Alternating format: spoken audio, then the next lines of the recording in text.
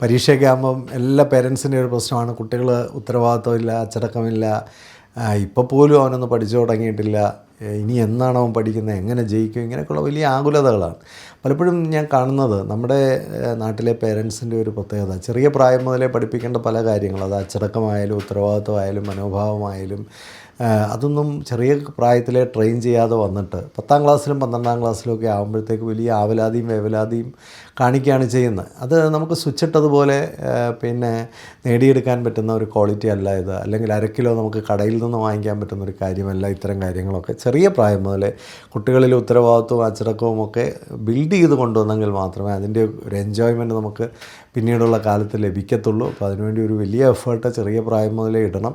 ഇനി നിങ്ങൾക്കൊണ്ട് അത് സാധിക്കുന്നില്ലെന്നുണ്ടെങ്കിൽ തീർച്ചയായിട്ടും അതിന് നമ്മൾ അതൊക്കെ പഠിക്കാനായിട്ട് പേരൻസ് അതൊക്കെ പഠിച്ച് കുട്ടികളിൽ എന്തെങ്കിലും ഡെവലപ്മെൻറ്റൽ ഇഷ്യൂസൊക്കെ ഉണ്ട്, അല്ലെങ്കിൽ അങ്ങനെയുള്ള നീഡൊക്കെ ഉണ്ടെങ്കിൽ എങ്ങനെ അത് പരിഹരിക്കാം, അത് നമുക്കറിയത്തില്ലെങ്കിൽ അറിവുള്ളവരോടൊക്കെ ചോദിച്ച് മനസ്സിലാക്കി അതൊക്കെ ചെയ്താൽ വലിയ ലാഭമായിരിക്കും നിങ്ങൾക്ക് കിട്ടുക. അതുകൊണ്ട് ചെറിയ പ്രായത്തിൽ വളരെ ഗൗരവത്തോടെ കാര്യങ്ങളെ കൈകാര്യം ചെയ്താൽ നമുക്ക് കുട്ടികളെ ഒരു ലേറ്റർ ടീനേജിലേക്കൊക്കെ വരുമ്പോൾ, മുതിർന്ന ക്ലാസ്സുകളിലേക്കൊക്കെ വരുമ്പോൾ വലിയ ദുഃഖം ഉണ്ടാവില്ല. അതിനെക്കുറിച്ചാണ് ഈ വീഡിയോ സംസാരിക്കുന്നത്.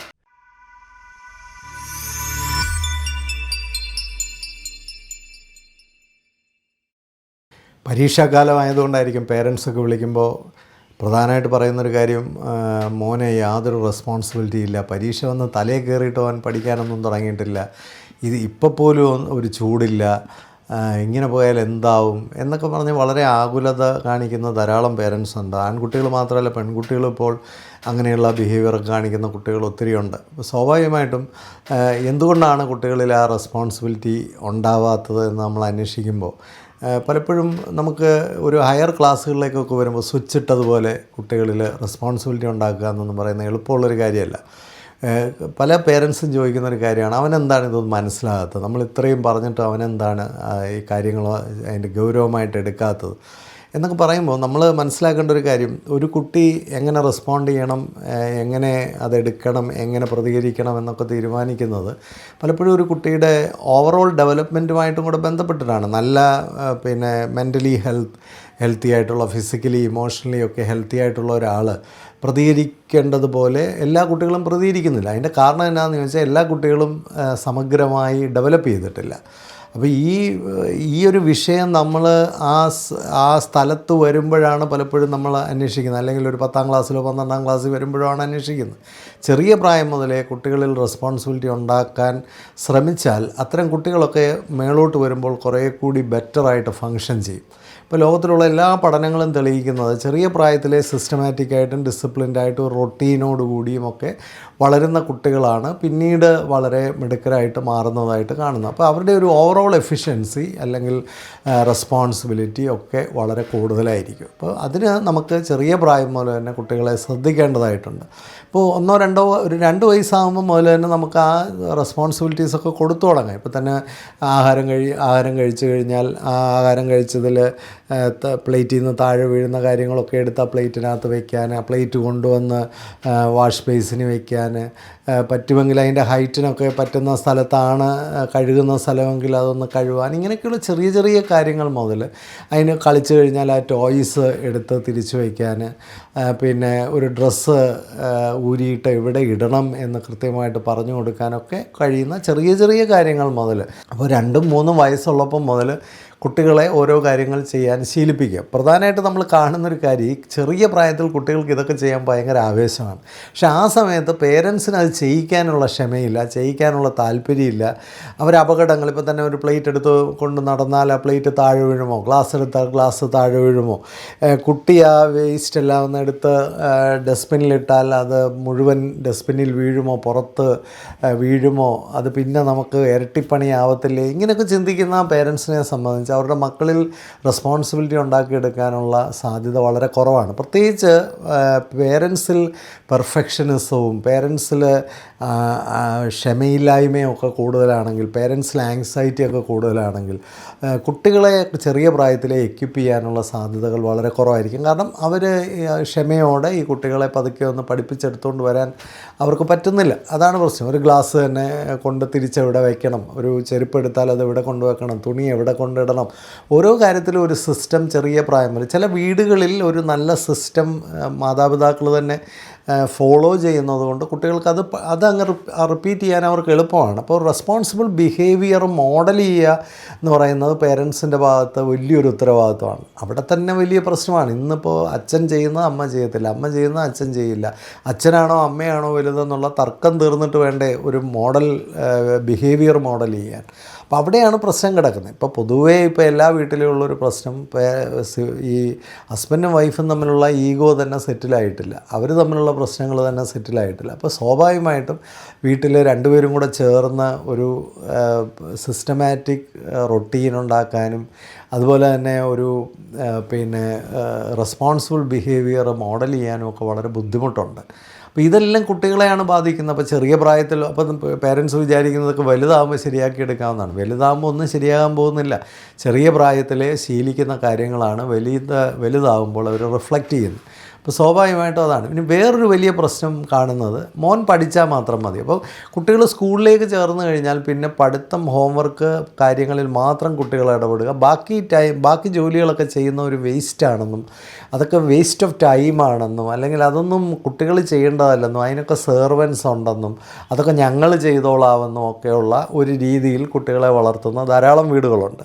അത് ഇപ്പോഴത്തെ ഒരു കാലഘട്ടത്തിൻ്റെ വലിയൊരു പ്രശ്നമായിട്ട് മാറിയിട്ടുണ്ട്. കാരണം കുട്ടികൾക്ക് വീട്ടിലെ ഉത്തരവാദിത്തങ്ങളൊന്നും കൊടുക്കുന്നില്ല, അവരുടെ തന്നെ സ്വന്തം കാര്യങ്ങളുടെ ഉത്തരവാദിത്തങ്ങൾ കൊടുക്കുന്നില്ല, പഠിത്തത്തിൻ്റെ ഉത്തരവാദിത്വം അവർക്കില്ല, അങ്ങ് പഠിപ്പിച്ച് കൊടുക്കുകയാണ്. കുട്ടിക്ക് അതിനകത്തുള്ളൊരു റോള്, അതിനകത്തുള്ളൊരു പാർട്ടിസിപ്പേഷൻ പലപ്പോഴും ഇല്ല. കുട്ടിയെ ഇരുത്തി എല്ലാം അങ്ങ് ചെയ്തു കൊടുക്കുകയാണ്. ഇപ്പോൾ ഒരു അസൈൻമെൻറ്റ് പോലും കൊച്ചു കുട്ടികൾക്ക് കൊടുത്താൽ ആ അസൈൻമെൻ്റ് എല്ലാം ചെയ്യുന്ന പേരൻസാണ്.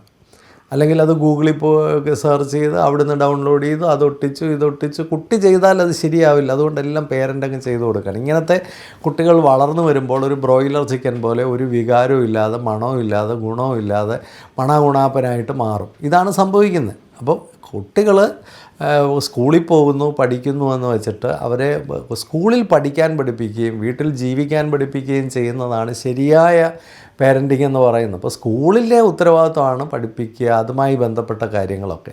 ഞാൻ കഴിഞ്ഞ വീഡിയോയിലും പറഞ്ഞതാണ്, ഒരു 5ാം ക്ലാസ് വരെയെങ്കിലും ഈ ഹോംവർക്കുകൾ, ഈ സ്കൂളിലെ പഠിപ്പിക്കുന്ന കാര്യങ്ങൾ വീട്ടിൽ ചെയ്യാനായിട്ടുള്ള ഹോംവർക്കുകൾ ഒരു അശാസ്ത്രീയമാണെന്നാണ് എനിക്ക് തോന്നുന്നത്. കാരണം അത് ആവശ്യമില്ല. കാരണം സ്കൂളിൽ അത് ചൊവ്വേ നേരം ഇരുത്തി പഠിപ്പിക്കുക, അത്രയും പഠിപ്പിച്ചാൽ മതി.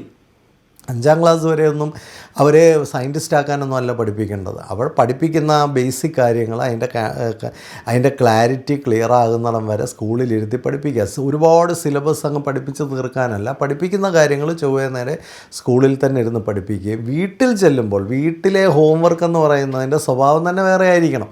അത് വീട്ടിൽ അവരെന്തെല്ലാം കാര്യങ്ങളിൽ ഇടപെട്ടു, വീട്ടിലെന്തെല്ലാം ജോലികൾ ചെയ്തു, അവർ പേരൻസിനെ എന്തെല്ലാം കാര്യത്തിൽ ഹെൽപ്പ് ചെയ്തു, റിലേറ്റീവ്സുമായിട്ട് എങ്ങനെയൊക്കെ ഇടപെട്ടു, പരിസ്ഥിതിയുമായിട്ടും മൃഗങ്ങളുമായിട്ടും പക്ഷികളുമായിട്ടും ഒക്കെ അവരുടെ ഇടപെടലുകൾ എന്തൊക്കെയായിരുന്നു, പിന്നെ ഓരോ കാര്യങ്ങൾ പുതിയതായിട്ട് എന്ത് വീട്ടിൽ പഠിച്ചു, ഇങ്ങനെയൊക്കെയുള്ള കാര്യങ്ങളാണ് ഒരു ഹോംവർക്കായിട്ട് കുട്ടികൾക്ക് വീട്ടിലുണ്ടാവേണ്ടത്. അപ്പോൾ അതിൻ്റെ ഗുണം എന്നാന്ന് ചോദിച്ചാൽ പേരൻസുമായിട്ടൊരു ക്വാളിറ്റേറ്റീവ് എൻഗേജ്മെൻറ്റിനുള്ളൊരു ഓപ്പർച്യൂണിറ്റി കുട്ടികൾക്ക് കിട്ടുന്നു. അപ്പോൾ വീട്ടിലെ ഹോംവർക്ക് ഈ സ്കൂളിൻ്റെ എക്സ്റ്റൻഡഡ് ഹോംവർക്ക് ആവുന്നത് ഒരു വളരെ വിവരമില്ലാത്തൊരു പരിപാടിയായിട്ടാണ് തോന്നുന്നത്. കാരണം ഈ കാലത്ത് നമുക്ക് വീടുമായിട്ട് ബന്ധപ്പെട്ടും മാതാപിതാക്കളുമായിട്ട് ബന്ധപ്പെട്ടും ഉള്ള ഒരുപാട് കാര്യങ്ങൾ, ജീവിതമാകുന്ന കുറേ കാര്യങ്ങൾ അവർ പഠിക്കേണ്ടതായിട്ടുണ്ട്. ഇന്ന് പരീക്ഷയിലെല്ലാം ജയിച്ച് വലിയ നിലയിലൊക്കെ എത്തുന്ന പലർക്കും ജീവിക്കാനറിയില്ല. അതിന് പ്രധാനപ്പെട്ടൊരു കാര്യം, ചെറിയ പ്രായം മുതലേ വീടുമായി ബന്ധപ്പെട്ട കാര്യങ്ങളിലൊന്നും അവർ ഇൻവോൾവ് ചെയ്യുന്നില്ല. കുട്ടിയെല്ലാം ഫുൾ ടൈം പഠിച്ചാൽ മതി. കാരണം ഈ ഹോംവർക്ക് സ്കൂളിൽ നിന്ന് കൊടുത്തു വിടുമ്പോഴത്തേക്ക് പേരൻസ് എല്ലാം ഒരുപാട് ആങ്ഷ്യസ് ആകുകയും ഈ ഹോംവർക്കുകളെല്ലാം ചെയ്യിപ്പിച്ച് തീർക്കാനുള്ള കാര്യത്തിൻ്റെ പുറകിന് പോവുകയും ചെയ്യുന്നതുകൊണ്ട് പലപ്പോഴും അതെല്ലാം കഴിയുമ്പോഴത്തേക്ക് കുട്ടികളുമായിട്ടൊരു ക്വാളിറ്റി ടൈമിനുള്ള യാതൊരു സാഹചര്യങ്ങളും ഇല്ല. അതുകൊണ്ട് കുട്ടികളെ പ്രായത്തിന് നല്ല ബിഹേവിയർ അച്ഛനും അമ്മയും കാണിച്ചാൽ തന്നെ കുട്ടികൾ ഒരുപാട് കാര്യങ്ങൾ അവർക്ക് പഠിക്കാൻ പറ്റും. പിന്നെ ഏജ് അപ്രോപ്രിയേറ്റ് ആയിട്ടുള്ള ജോലികൾ കുട്ടികളെ ചെറിയ പ്രായം മുതലേ പഠിപ്പിക്കുക. അവർക്കൊരു റൊട്ടീനും സിസ്റ്റവും അച്ചടക്കവും ഒക്കെ, ഓരോന്നിനും ഒരു ടൈം ഉണ്ടായിരിക്കണം, ഓരോന്നിനും ഒരു സ്ഥലം ഉണ്ടായിരിക്കണം. അതൊക്കെ വളരെ കൃത്യമായിട്ട് കുട്ടികളെ ചെറിയ പ്രായം അത് പഠിപ്പിക്കുക. അങ്ങനെയൊക്കെ ചെയ്യുമ്പോൾ അവരെ എൻകറേജ് ചെയ്യുകയും റെക്കഗ്നൈസ് ചെയ്യുകയും റിവാർഡ് ചെയ്യുകയും പ്രൈസ് ചെയ്യുകയും ഒക്കെ ചെയ്യുക. അങ്ങനെ ചെയ്യാതിരിക്കുമ്പോൾ അവരോട് ആ കാര്യങ്ങൾ കൃത്യമായിട്ട് പറഞ്ഞ് മനസ്സിലാക്കുക. നമ്മളതല്ല എക്സ്പെക്റ്റ് ചെയ്യുന്നതെന്നുള്ളത് അവരോട് പറഞ്ഞ് മനസ്സിലാക്കി കൊടുക്കുക. അങ്ങനെയൊക്കെയുള്ള കാര്യങ്ങൾ നമുക്ക്. അതുപോലെ തന്നെ കുട്ടികൾക്കും ചോയ്സുകൾ കൊടുക്കണം. അവർക്ക് 2-3 ജോലിയുണ്ട്, ഇതിലേതാണ് നീ ചെയ്യാൻ പോകുന്നത്. അപ്പോൾ അവരതിലേതെങ്കിലും ഒരു ജോലി അവർ ഏറ്റെടുത്ത് ചെയ്യുന്നു. അപ്പോൾ നമുക്ക് 2-3 കാര്യങ്ങൾ ചെയ്യാനുണ്ടെങ്കിൽ അതിലൊരു കാര്യം, ആ കുട്ടിക്ക് ചെയ്യാൻ പറ്റുന്നൊരു കാര്യം ആ കുട്ടിയെ ഏൽപ്പിക്കുക. അപ്പോൾ പല കാര്യങ്ങളിൽ അവർക്കൊരു ഡിസിഷൻ എടുക്കാനുള്ള ഓപ്പർച്യൂണിറ്റി എടുക്കുക, അവർക്കൊരു പ്രോബ്ലം സോൾവ് ചെയ്യാനുള്ള ഓപ്പർച്യൂണിറ്റി എടുക്കുക, അവർക്ക് പിന്നെ അവരുടെ ടാലൻറ്റും ഒക്കെ ഒന്ന് ഷോക്കേസ് ചെയ്യാനുള്ള അവസരങ്ങൾ കൊടുക്കുക. പിന്നെ കൊച്ചുകുട്ടികൾ ഓരോ കാര്യങ്ങൾ ചെയ്യുമ്പോൾ അബ്സല്യൂട്ടായിട്ടും പെർഫെക്റ്റായിട്ടും ഒന്നും വരില്ല.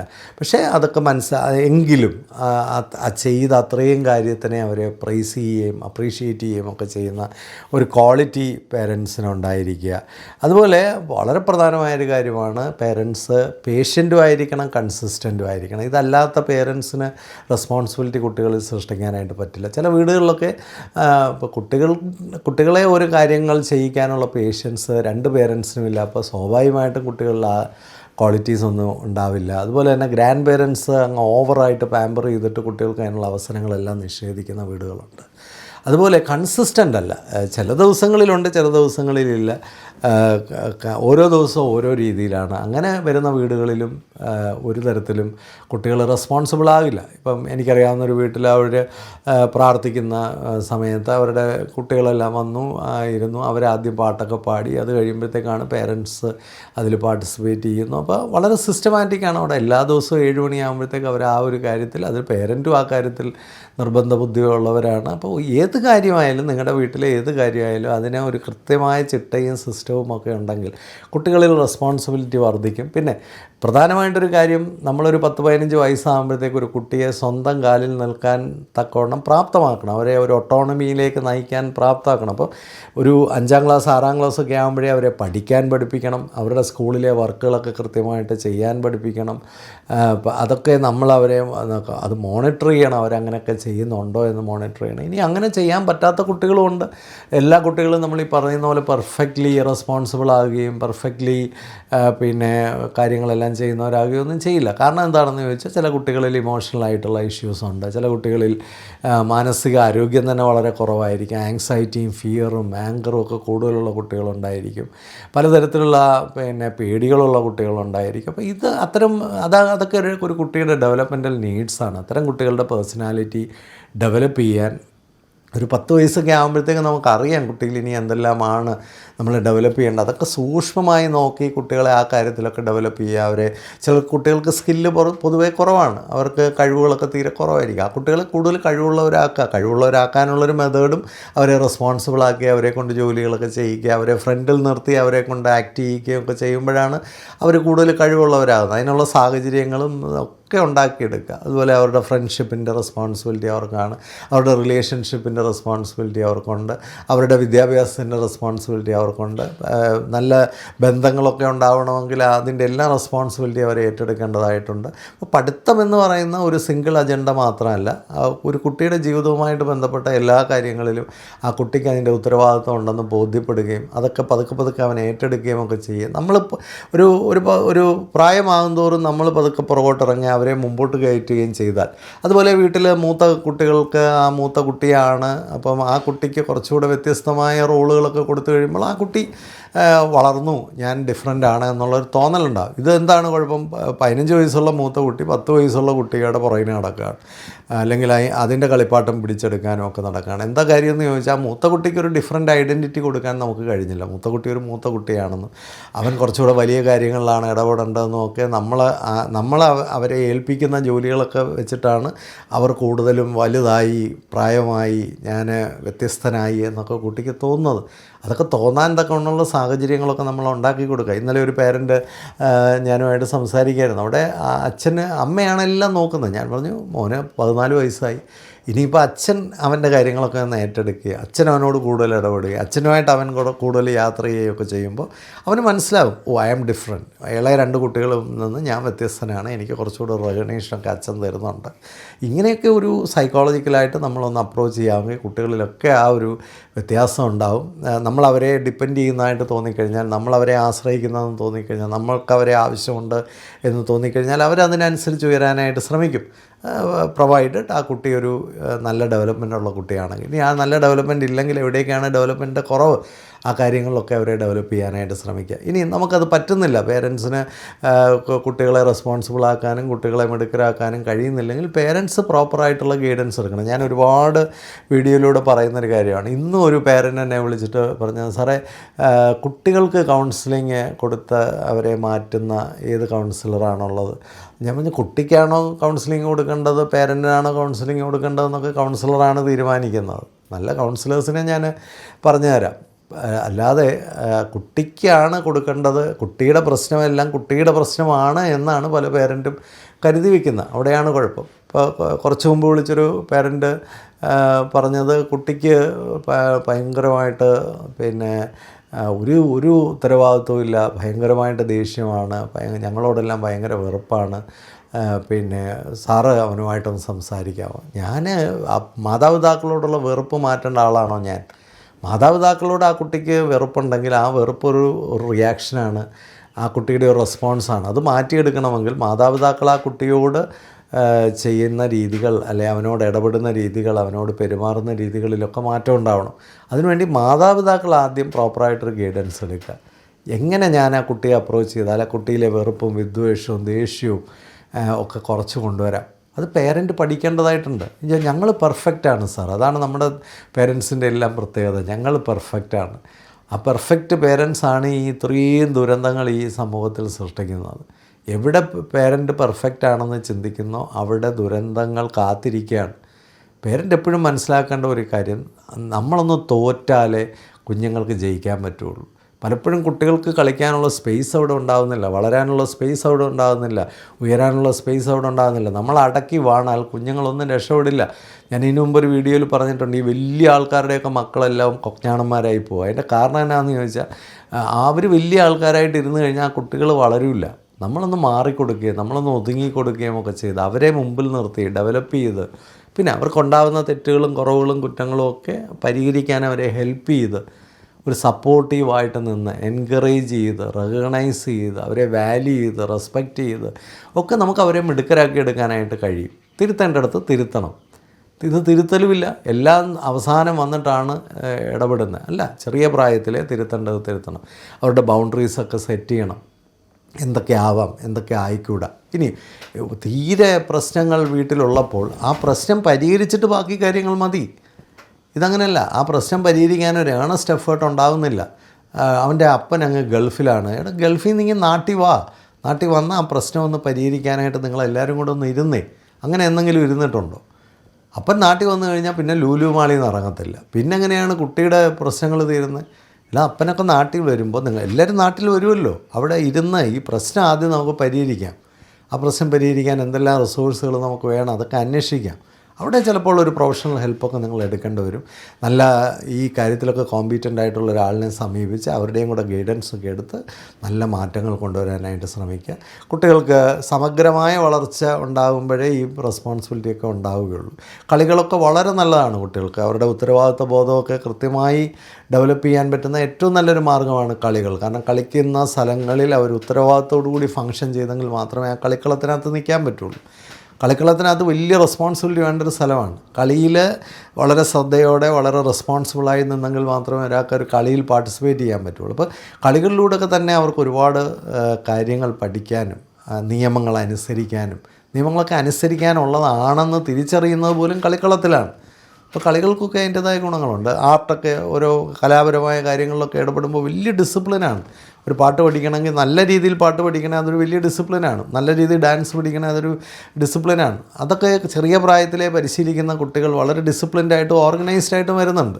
ഇപ്പോൾ ചെസ്സ് കളിക്കണമെന്ന് പറഞ്ഞാൽ ചെസ്സ് കളിക്കണമെങ്കിൽ നീ വളരെ ഡീസൻ്റായിട്ട് വളരെ മാനേഴ്സോടുകൂടി വലിയ എറ്റിക്വേറ്റ്സോടുകൂടി എതിരെ ഇരിക്കുന്ന ആളിനെ റെസ്പെക്റ്റ് ചെയ്തും ഒക്കെ ഇരുന്നെങ്കിൽ മാത്രമേ ചെസ്സ് കളിക്കാൻ പറ്റുള്ളൂ. പലപ്പോഴും ശബ്ദം ഉണ്ടാക്കാതെ മിണ്ടാതിരുന്ന് കളിക്കേണ്ട ഒരു കളിയാണ് ചെസ്സ്. വളരെ ശ്രദ്ധിക്കേണ്ട കളിയാണ് ചെസ്സ്. പിന്നെ വളരെ നേരത്തെ തന്നെ താഴോട്ടുള്ള നീക്കങ്ങളെയെല്ലാം മനസ്സിൽ പ്ലാൻ ചെയ്യേണ്ട ഒരു കളിയാണ് ചെസ്സ്. അപ്പോൾ ഇങ്ങനെയുള്ള കാര്യങ്ങളിലൊക്കെ ഇടപെടുന്ന കുട്ടികളെ സംബന്ധിച്ച് അവർ കുറേ കൂടി ഡെവലപ്പ് ആകാനുള്ള സാധ്യതകൾ വളരെ കൂടുതലാണ്. എന്ന് പറഞ്ഞ് ഇതുകൊണ്ട് മാത്രം എല്ലാ പ്രശ്നങ്ങളും പരിഹരിക്കപ്പെടുമെന്നല്ല. നമ്മൾ ഇനി അത് പരിഹരിക്കുന്നില്ലെങ്കിൽ എവിടെയാണ് വളരെ നേരത്തെ തന്നെ അതിനെ ഇറങ്ങിത്തിരിക്കുക. 12ാം ക്ലാസ്സിൻ്റെ പരീക്ഷയുടെ മുനമ്പത്ത് വന്ന് നിന്നുകൊണ്ട് സ്വിച്ചിട്ടതുപോലെ പ്രശ്നം പരിഹരിക്കാൻ ആരെയും വിളിച്ചിട്ടും കാര്യമില്ല എന്ന് മാത്രം ഓർമ്മിപ്പിക്കാനാണ് ഈ ഒരു വീഡിയോയിലൂടെ ശ്രമിച്ചത്. പിന്നെ കുട്ടികളെല്ലാം മനസ്സിലാക്കേണ്ട കാര്യം ഒന്നും ഫ്രീ അല്ല. അവർക്ക് എന്ത് സർവീസ് കിട്ടണമെങ്കിൽ ആ സർവീസ് എല്ലാം ആരൊക്കെയോ മെനക്കെട്ടിട്ടാണ്. അപ്പോൾ എന്തും എല്ലാ കാലവും അത് കിട്ടുമെന്ന് പ്രതീക്ഷിക്കരുത്. ഇന്ന് നമുക്ക് വേണ്ടി ആരെങ്കിലും ഒരു ഹെൽപ്പ് ചെയ്തിട്ടുണ്ടെങ്കിൽ നാളെ മറ്റുള്ളവർക്ക് വേണ്ടി ആ ഹെൽപ്പ് ചെയ്തു കൊടുക്കാനുള്ള ഉത്തരവാദിത്വം നമുക്കുണ്ട്. എല്ലാ വിജയങ്ങളും എഫേർട്ട് കൊണ്ടേ നടക്കുകയുള്ളൂ എന്നുള്ളൊരു വലിയ വാല്യൂ അവർ മനസ്സിലാക്കണം. ഒന്നും ഫ്രീ അല്ല. അപ്പോൾ ഇതൊക്കെ കുട്ടികളെ ചെറിയ പ്രായം മുതലേ ഈ വാല്യൂസൊക്കെ പഠിപ്പിക്കുക, ഈ കൾച്ചറൊക്കെ പഠിപ്പിക്കുക. ഇന്ന് നമ്മൾ എൻജോയ് ചെയ്യുന്ന പല കാര്യങ്ങളും ഏതൊക്കെയോ കാലത്ത് മറ്റുള്ളവർ കഷ്ടപ്പെട്ടതിൻ്റെ പ്രതിഫലനമാണെന്നും നാളെ ഇതൊക്കെ നമുക്ക് തുടർന്ന് എൻജോയ് ചെയ്യണമെങ്കിൽ നമ്മളും കഷ്ടപ്പെടണമെന്നുള്ളതും അവർ മനസ്സിലാക്കണം. അധ്വാനിക്കാതെ കഴിക്കരുത് എന്നുള്ളൊരു പോളിസി എല്ലാ കുഞ്ഞുങ്ങളും മനസ്സിലാക്കണം. അപ്പോൾ നമുക്ക് എന്ത് എൻജോയ് ചെയ്യണമെങ്കിലും അതിൻ്റെ മുമ്പ് ഒരു അധ്വാനമുണ്ട്. അധ്വാനത്തിൻ്റെ ഫലമായിരിക്കണം എൻജോയ്മെൻറ്റ്. അല്ല വെറുതെ ഇങ്ങനെ എൻജോയ് ചെയ്ത് നടക്കാൻ മാത്രമായിട്ട് കുറേ ആൾക്കാർ ഈ ലോകത്തില്ല എന്നുള്ളത് ചെറിയ പ്രായം മുതലേ കുട്ടികളെ പഠിപ്പിച്ചു കൊടുക്കുക. പേരൻസൊക്കെ ഒരുപാട് റിച്ചായി കഴിയുമ്പോൾ ഇത്തരം വാല്യൂസൊന്നും കുട്ടികളെ പഠിപ്പിക്കാൻ അവർ തയ്യാറാവുന്നില്ല. നിങ്ങളുടെ റിച്ച്നെസ് കാണിക്കേണ്ട സ്ഥലം നിങ്ങളുടെ കുട്ടികളുടെ സ്വഭാവ മേഖലയിലല്ല. നിങ്ങൾ റിച്ചാണെങ്കിൽ അതിൻ്റെ ക്വാളിറ്റി കുട്ടികളിൽ ഉണ്ടെങ്കിൽ അതിനെയാണ് റിയൽ റിച്ച്നെസ് എന്ന് പറയുന്നത്. അല്ലാതെ അതിൻ്റെ കുറേ ബ്രാൻഡഡ് സാധനങ്ങളെല്ലാം അണിഞ്ഞൊരുങ്ങി നിൽക്കുന്ന കുട്ടികളെ അല്ല ഈ കാലഘട്ടത്തിന് ആവശ്യം. നമ്മൾ റിച്ചാണെങ്കിൽ അതിൻ്റെ പ്രതിഫലനം ആ കുട്ടികളുടെ ക്വാളിറ്റിയിലുണ്ടാവട്ടെ. എല്ലാവർക്കും നല്ല ജീവിതം ആശംസിക്കുന്നു. ഇത് നല്ലതെങ്കിൽ മറ്റുള്ളവർക്ക് കൂടെ ഒന്ന് ഷെയർ ചെയ്ത് കൊടുക്കാനായിട്ട് പ്രത്യേകം ശ്രമിക്കുക. നമ്മുടെ കുഞ്ഞുങ്ങളൊക്കെ വിദേശത്ത് ചെല്ലുമ്പോൾ അവിടെയൊക്കെ ജോലിക്കായിട്ടൊക്കെ ശ്രമിക്കുമ്പോഴൊക്കെ ഉള്ളൊരു വലിയ തടസ്സം നമ്മുടെ കുട്ടികൾ ഡിസിപ്ലിൻഡ് അല്ല, റെസ്പോൺസിബിൾ അല്ല എന്നുള്ളതാണ്. അത് അവർക്ക് എല്ലായിടത്തും വിവാഹ ജീവിതത്തിലെ തകർച്ചയ്ക്കും തൊഴിൽ രംഗത്ത് അവർക്ക് വിജയം കിട്ടാത്തതിൻ്റെ ഒക്കെ പ്രശ്നമായിട്ട് കാണുന്നത് അച്ചടക്കവും ഉത്തരവാദിത്വവും ഇല്ലാത്ത, നല്ല മനോഭാവമില്ലാത്ത കുട്ടികളുടെയൊക്കെ പ്രശ്നങ്ങളാണ്. ഇത് പരിഹരിക്കാൻ ഒരു നല്ല പരിധിവരെ പേരൻറ്റിങ്ങിലും വിദ്യാഭ്യാസത്തിലും ഒക്കെ സാധിക്കും. തീർച്ചയായിട്ടും അതിനെല്ലാവർക്കും കഴിയട്ടെ എന്ന് ആശംസിക്കുന്നു. Happy living.